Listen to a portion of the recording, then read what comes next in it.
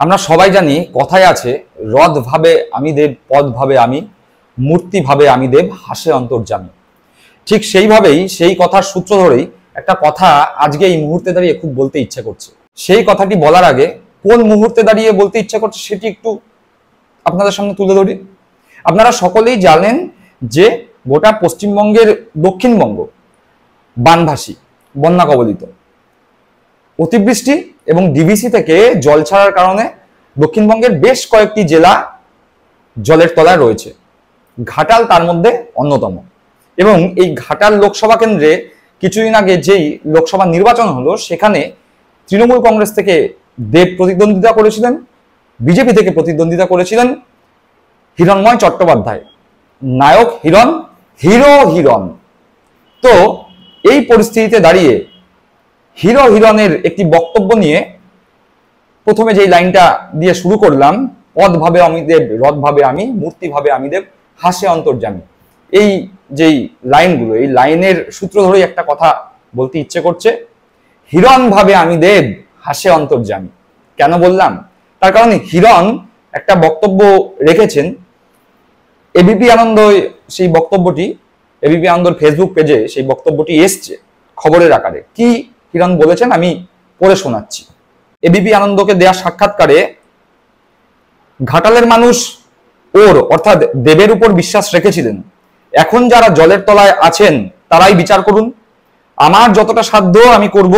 আসলে ওর সরকার তো আরজিকর কাণ্ড কিভাবে চাপা দেয়া যায় তার জন্য কপিল সিবাল ও 21 জন আইনজীবীকে নিয়ে একটা অসহায় মেয়ের বিরুদ্ধে লড়াই করছে। ওখানে কোটি কোটি টাকা খরচ হয়ে যাচ্ছে, এখানে আর কি করে খরচ করবেন? আমার মনে হয় ঘাটাল মাস্টার প্ল্যানের টাকা দিয়েই হয়তো আরজিকর মামলা চালাচ্ছেন মুখ্যমন্ত্রী। জনসমক্ষে তো আর বলতে পারবেন না, তাই সাংসদ অসহায় নিরুপায়। কি বলবেন বুঝতে পারছেন না, নানা রকম কথা বলতে হচ্ছে।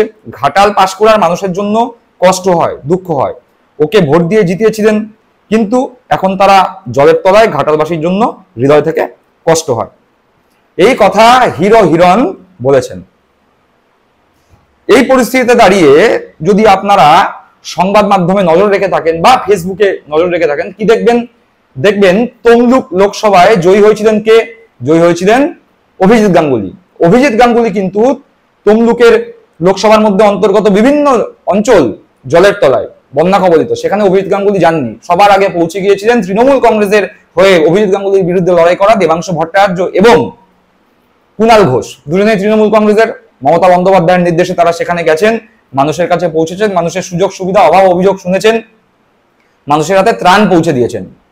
উল্টো দিকে ঘাটালের বিস্তীর্ণ অঞ্চল বন্যা কবলিত, জলের তলায়, সেখানে কিন্তু দেব পৌঁছে গিয়েছেন। আপনারা সবাই সংবাদ মাধ্যমে দেখেছেন, দেব বোটে করে হোক, ডিঙি নৌকায় করে হোক, দুর্গত মানুষদের পাশে গিয়ে পৌঁছেছেন, তাদের খোঁজ খবর নিচ্ছেন, ত্রাণ পৌঁছে দিচ্ছেন। একটা বাচ্চা ছেলে, 26 বছরের একটা ছেলে কুণাল ঘোষকে সাথে নিয়ে হেরে যাওয়ার পরেও যদি তমলুক সাংসদ এরিয়ায় পৌঁছে গিয়ে বন্যা কবলিত মানুষদের সঙ্গে দেখা করতে পারেন, তাদের সুযোগ সুবিধা অসুবিধার কথা জানতে পারেন, তাহলে হিরো হিরণ, তিনি তো বিধায়ক রয়েছেন, তিনি সাংসদ হননি, তিনি জিততে পারেননি, তিনি বিধায়ক থাকা অবস্থাতেও কেন ঘাটালে পৌঁছে যেতে পারছেন না? তাকে তো সংবাদ মাধ্যমে শুধু বক্তব্য রাখতে দেখা যাচ্ছে। তিনি তো সংবাদ মাধ্যমে এসে দেবের সমালোচনা করছেন, তৃণমূল কংগ্রেস, মমতা বন্দ্যোপাধ্যায়, রাজ্য সরকারের সমালোচনা করছেন। দেব সেখানে কিন্তু সাংসদ হিসাবে পৌঁছে গিয়ে নিজের কর্তব্য পালন করছেন। এবং দেব একথাও বলেছেন এক ধাপ এগিয়ে গিয়ে, যদি ঘাটাল মাস্টার প্ল্যান নিয়ে কোনো রকম অগ্রগতি না হয় তাহলে 26 সালে দেব ভোটের প্রচারে যাবে না।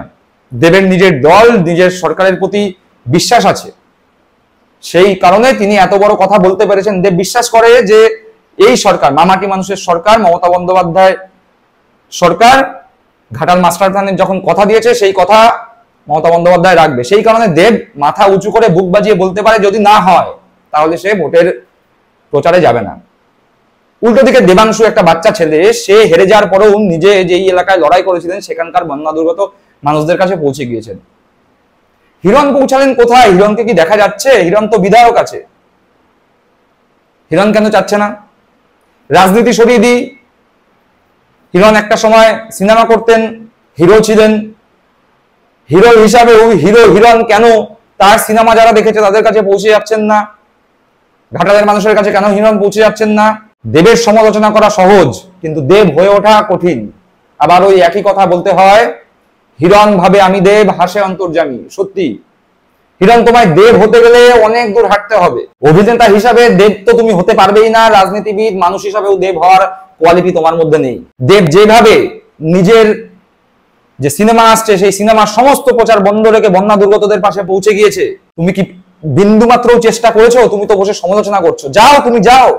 তুমি যেখানে লড়াই করেছিলে সেখানে তো তৃণমূল কংগ্রেস বা সিপিএম বা কংগ্রেস যারা তোমাকে ভোট দেয়নি তাদের কথা বাদ দাও, তোমার দলের লোক যারা তোমাকে ভোট দিয়েছিল, বিজেপি যারা করতো তাই সেই রকম বিজেপি মানুষ যারা ভোট দিয়েছিল, তুমি তাদের পাশে গিয়ে দাঁড়াও। তুমি তো সেটুকুনিও করছো না।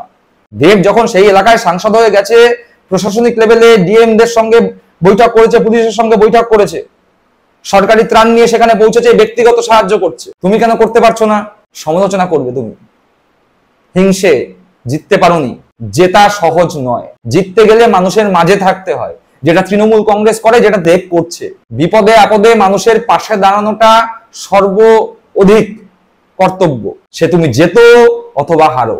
একটা বাচ্চা ছেলে দেবাংশু চোখে আঙুল দিয়ে দেখিয়ে দিয়ে গেল, পরাজিত হলেও মানুষের পাশে থাকার জন্য এমপি এমএলএ হতে হয় না।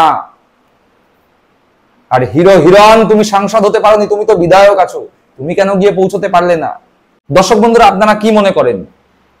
হিরণ যদি ঘরে বসে দেবের সমালোচনা না করে, তৃণমূল কংগ্রেসের সমালোচনা না করে ঘাটালের মানুষের পাশে গিয়ে দাঁড়াতো, তাহলে সেটি কি হিরণের ভাবমূর্তি উজ্জ্বল করতে সাহায্য করত, নাকি সেখান থেকে তৃণমূল কংগ্রেস ফুটেজ পেত? হিরণ কি বুঝতে পারছে না যে সে ধীরে ধীরে তার দলের মতোই মানুষের থেকে বিচ্ছিন্ন হয়ে যাচ্ছে? আপনাদের কমেন্ট অত্যন্ত মূল্যবান, কমেন্ট করে কিন্তু আপনারা অবশ্যই জানাবেন। ভালো থাকবেন, সুস্থ থাকবেন। জয় হিন্দ, বন্দে মাতরম।